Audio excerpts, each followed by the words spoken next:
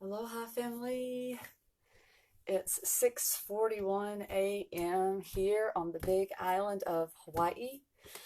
This morning I was able to catch some of the beautiful sunrise and was able to get some sun gazing in, and I just love that in the morning. It was nice and clear and just so beautiful out here on the lava. The energy, the vibration is so amazing out here, and I definitely feel the shift of energy today. I woke up and felt very amplified, and I can feel some stuff going on the right brain, the right temple, a lot of movement. I also feel a lot of energy. I'm having to take deep breaths this morning. I feel my heart is very open and I feel my solar plexus. So I'm feeling a lot of like really high energy. Not to the point to where I feel like I'm running inside. Yeah, I definitely feel an amplification from yesterday. I was a little bit more lethargic yesterday. So today's energy is really beautiful, which is great. Justin and I are starting another 10 series of structural integration of Rolfing today, and we've got someone that's going to be doing a 10 series with us. So getting ready to amplify our signal with our body work. So that's very exciting. Today is the full moon in Capricorn, and it's so great. And there's a partial lunar eclipse. The full moon is going to peak here in Hawaii at 11:38 a.m., which 8 and 3 is 11. So that's an 1111 code. And another thing which I thought was really cool is that the moon is going to go in void at the same time. So while there's going to be a full moon and a partial lunar eclipse, the moon will be in void, so the transmission is going to be very different. So I'm excited to see how the energy is going to feel later this morning, going into the evening. The moon doesn't always peak at night. That's why I like to check it to see when it's going to peak, so I can be dialed into that intention.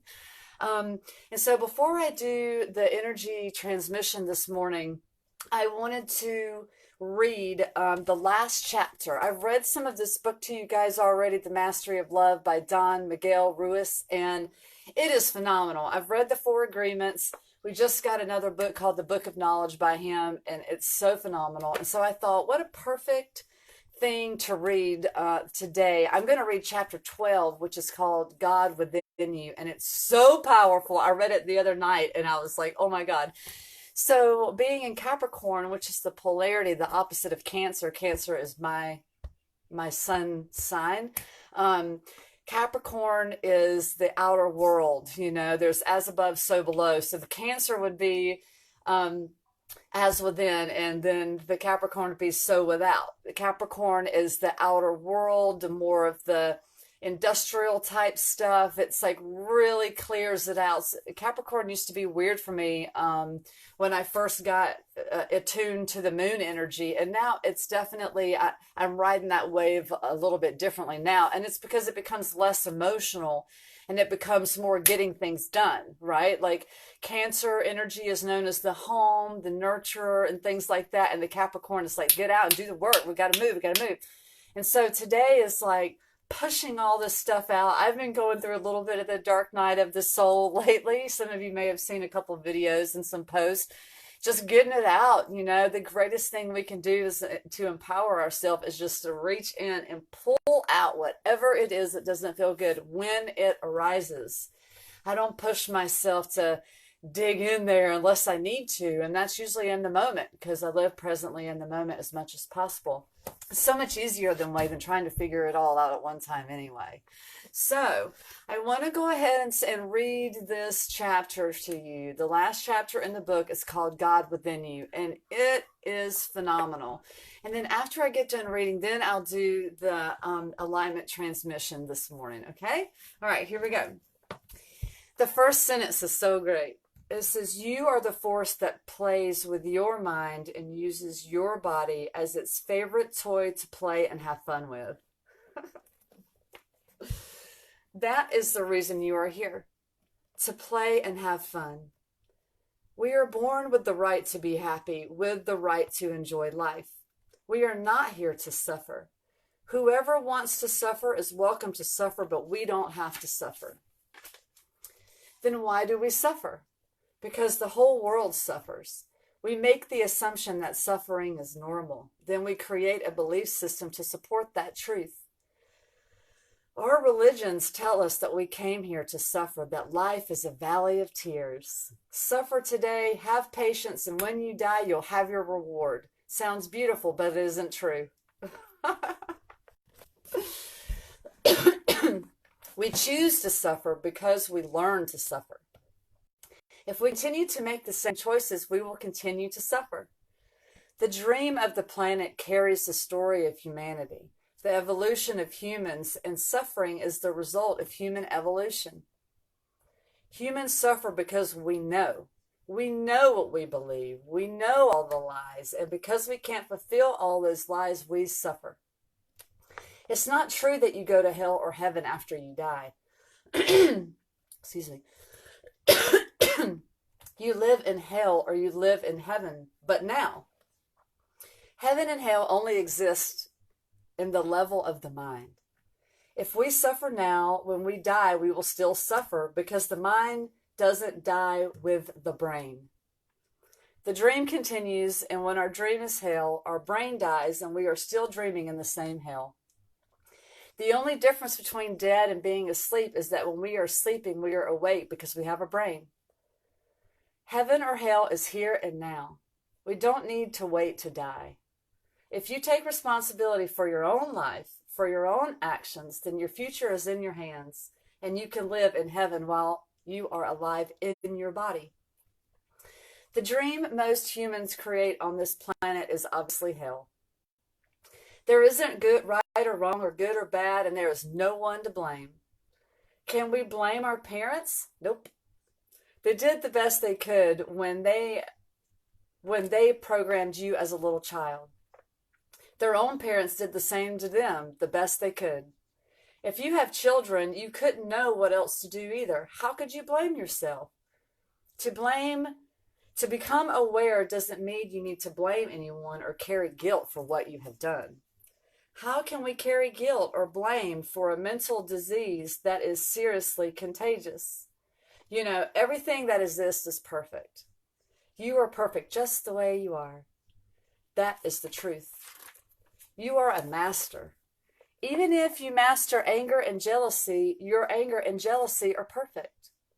Even if you have a big drama going on in your life, it's perfect. It's beautiful for all the drama. Who says that hell is not beautiful? Hell can inspire you.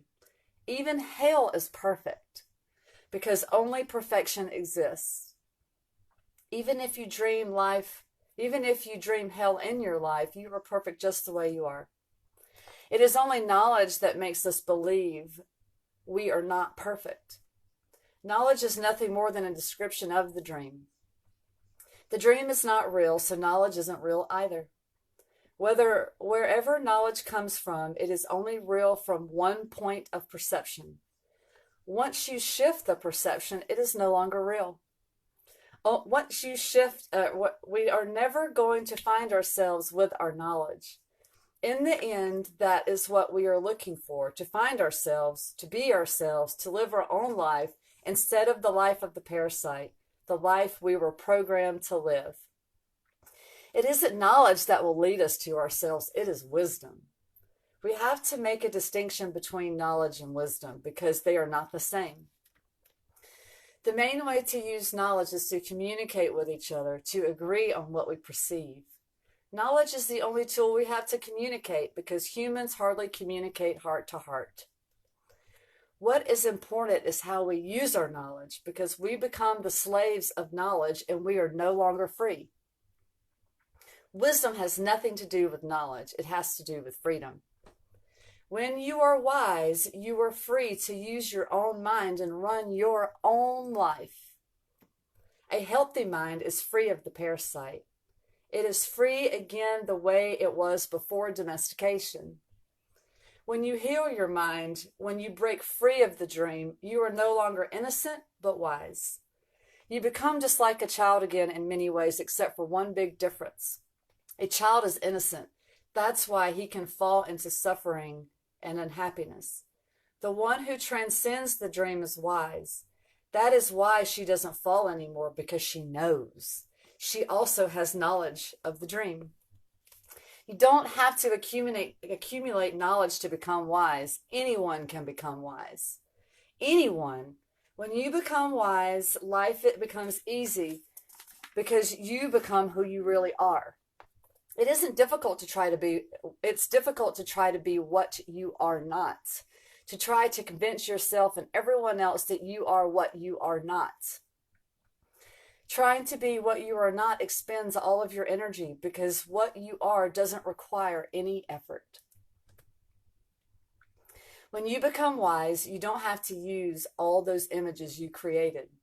You don't have to pretend to be something else. You accept yourself the way you are, and the complete acceptance of yourself becomes the complete acceptance of everyone else. You no longer try to change other people or impose your point of view. You respect other people's beliefs. You no longer, or you accept your body and your own humanity with all the instincts of your body. There is nothing wrong with being an animal. We are animals, and animals always follow their instinct. We are humans, and because we are so intelligent, we learn to repress our instincts. We don't listen to what comes from the heart. That's why we go against our own body and try to repress the needs of the body or deny they exist. This is not wise. When you become wise, you respect your body, you respect your mind, you respect your soul.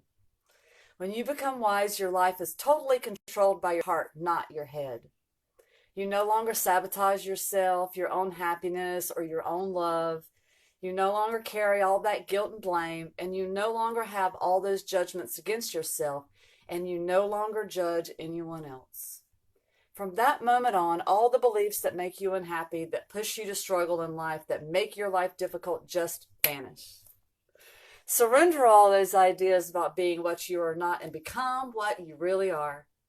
When you surrender to your nature, to what you really are, you no longer suffer. When you surrender to the real you, you surrender to life, you surrender to God. Once you surrender, there is no longer a struggle, there is no longer resistance, there is no suffering. Being wise, you always go for the easy way, but it is to be yourself, whatever you are. Suffering is nothing but resistance to God. The more you resist, the more you suffer. It is simple. Imagine from one day to another you awake from the dream and you are completely healthy. You no longer have wounds. You no longer have emotional poison. Imagine the freedom you are going to experience.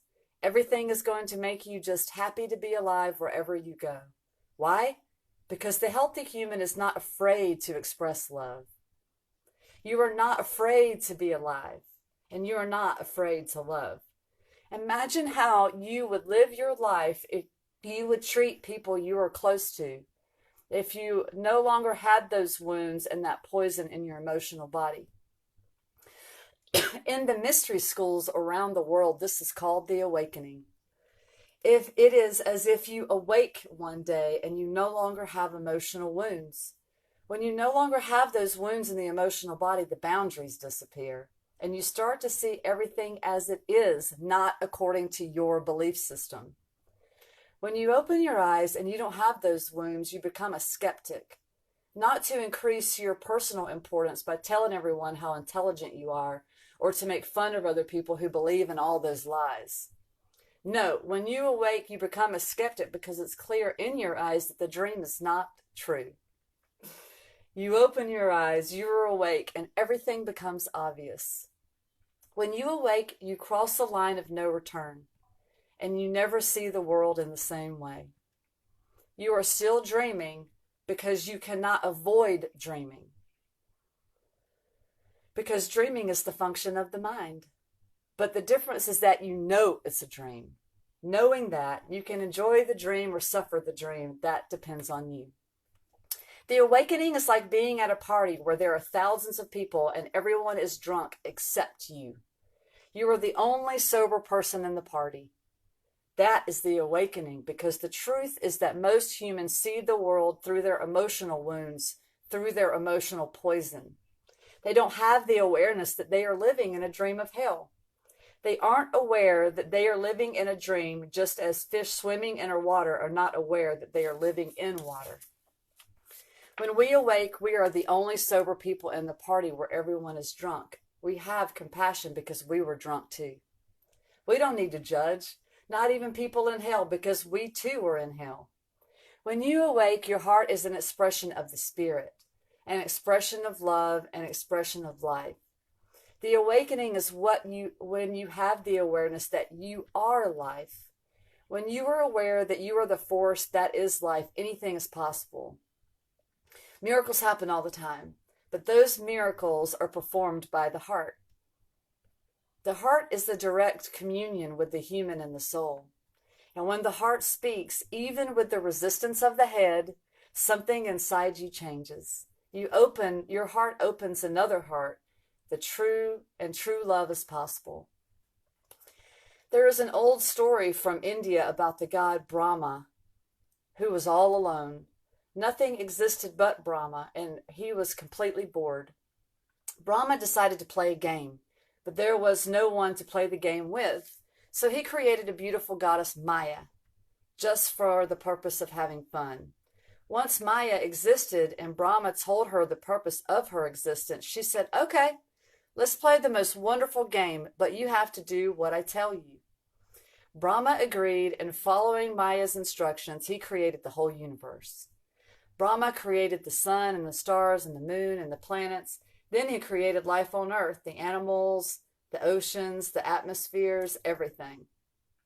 Maya said, "How beautiful is this world of illusion you created? Now I want you to create a kind of animal that is so intelligent and aware that it can appreciate your creation."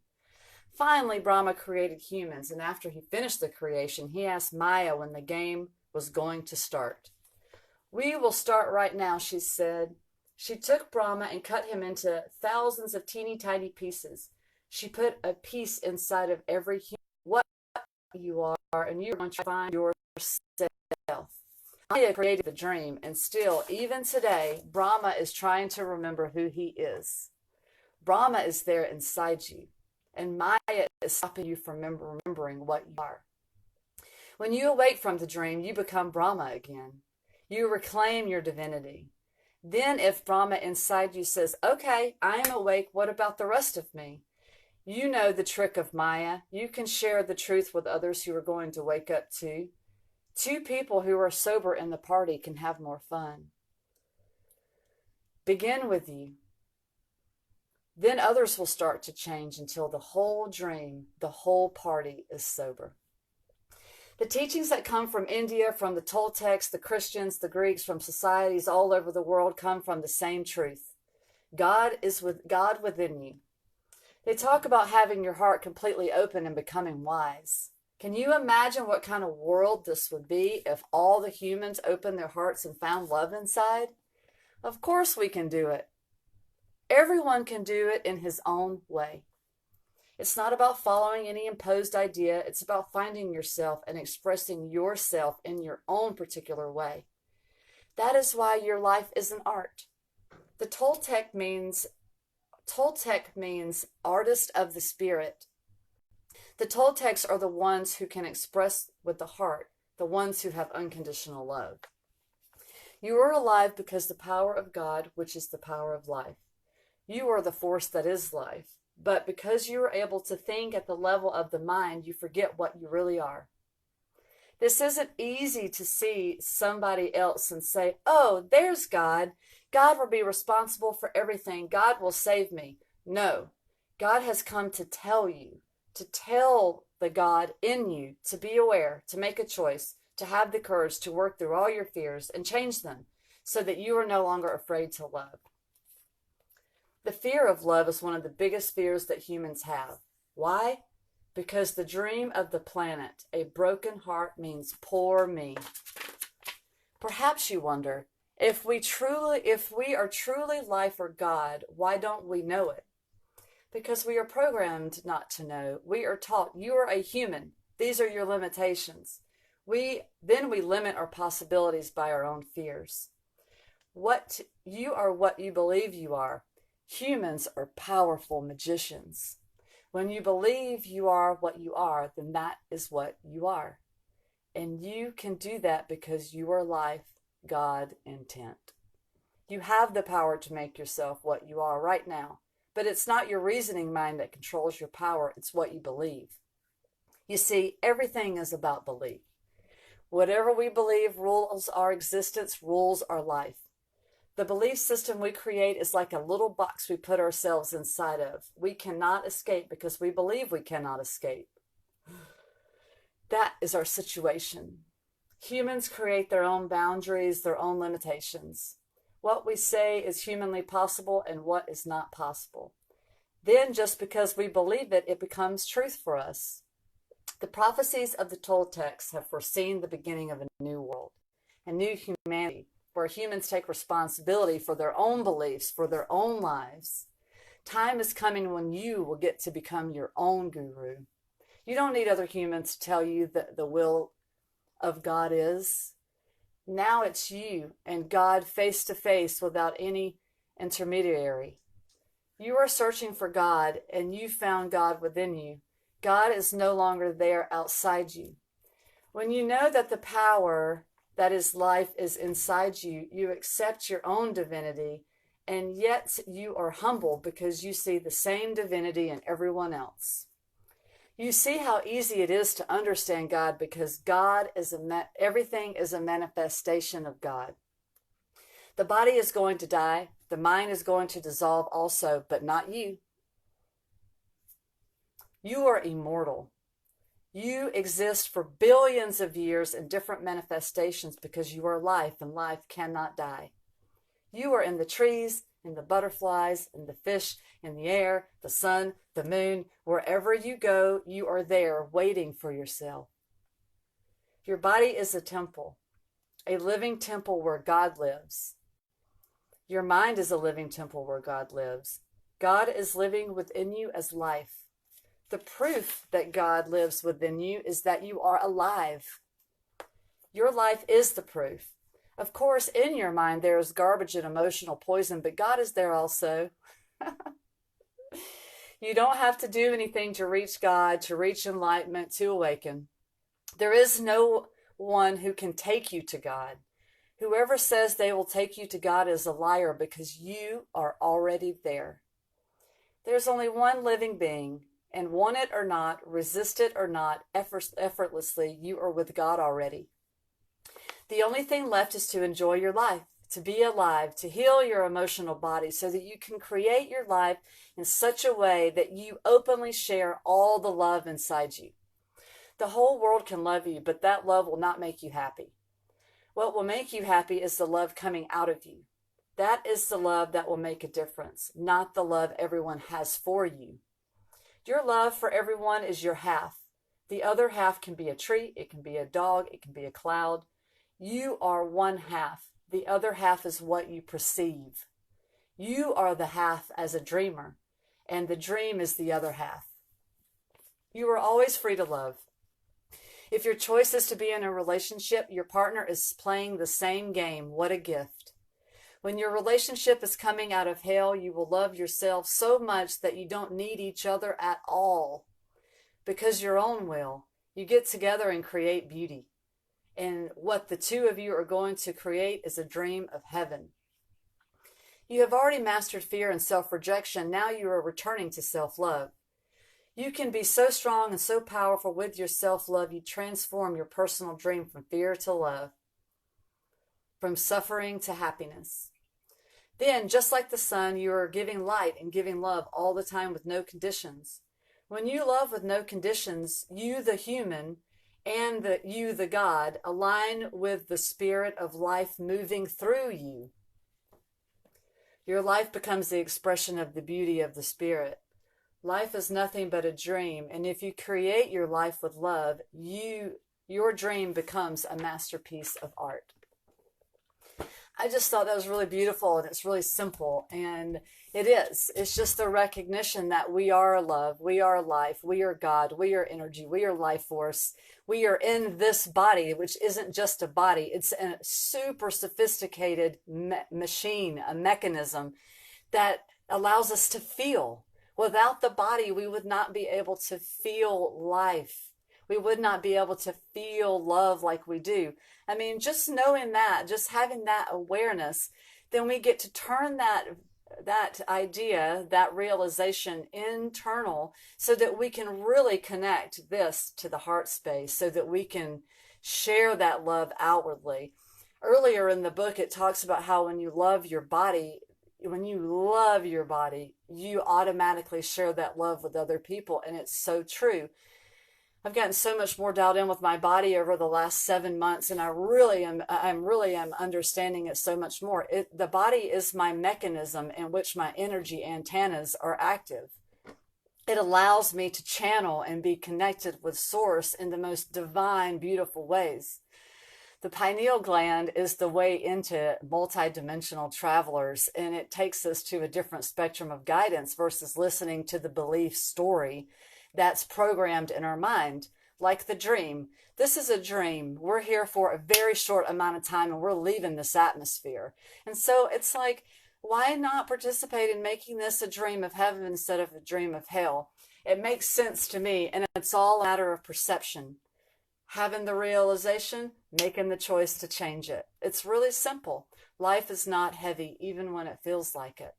And so, on this Capricorn full moon partial eclipse day, I thought I would open the channel up and do a little attunement and see what comes through. If you are open to receive this activation, all you have to do is say in your mind is that you are open to receive.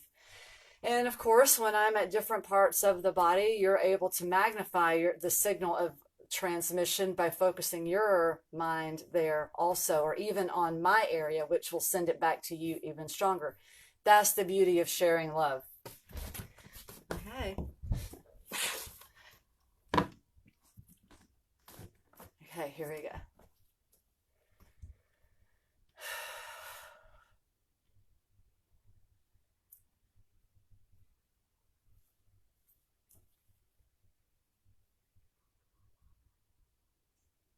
Throat chakra. Doing a little tapping. Tapping stimulates the body to open the channel to get the energy flowing.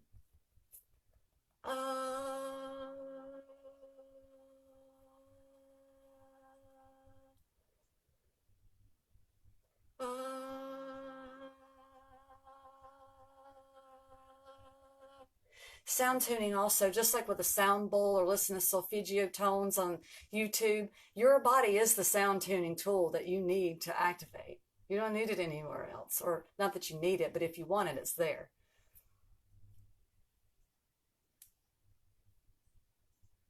Going up to the tonsils. The tonsils are a filtration system of the body, so it's nice to tap on those and get things moving in and out of there.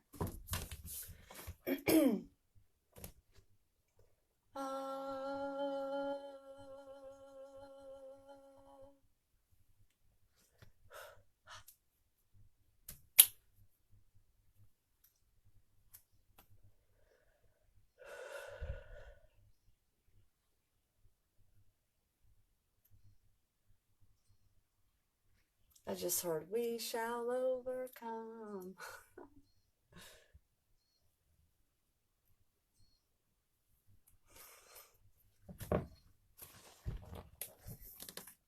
There's light at the end of the tunnel. You are the tunnel. You are the light.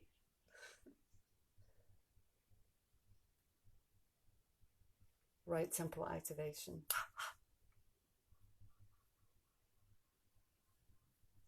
Down to the thyroid gland.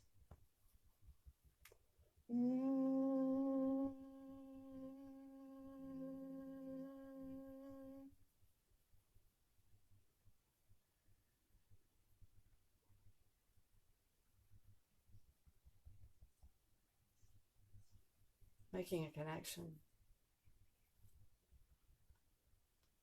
Thyroid, tonsils, right temporal, right earlobe.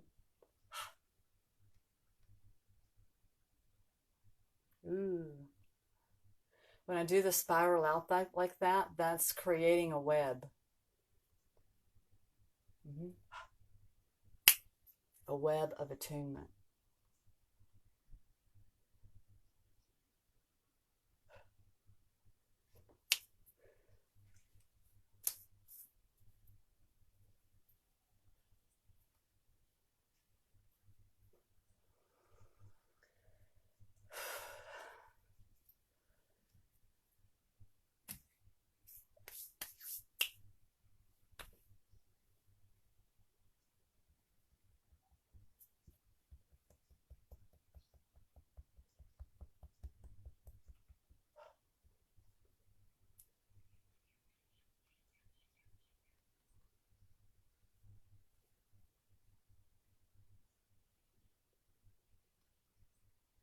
Opening neural networks.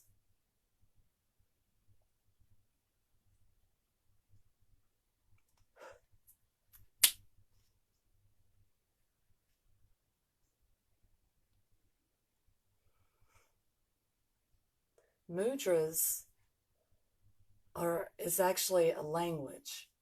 And not only is it a language, but it's a healing modality, because each fingertip connects to meridian lines and organs in the body that charges up and creates a healing vortex, just like tapping.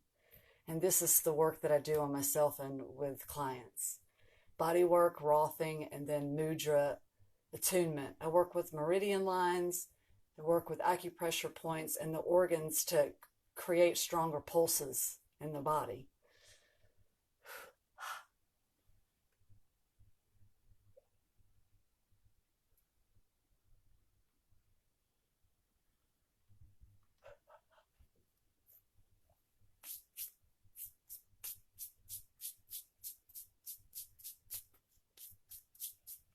The elements: fire, air, space, earth, water.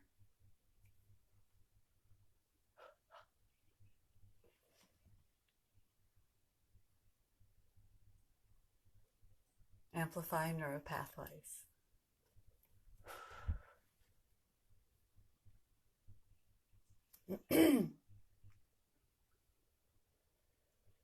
Speaking truth. It activates the soul. It activates the human with the channel.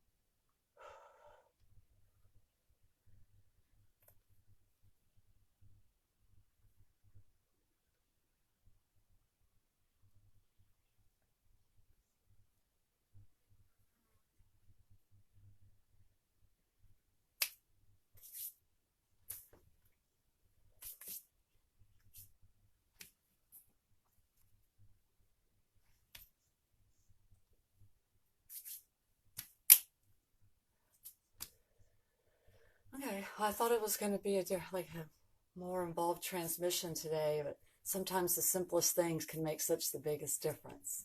Throat chakra, thyroid gland, tonsils, right temporal, right eardrum.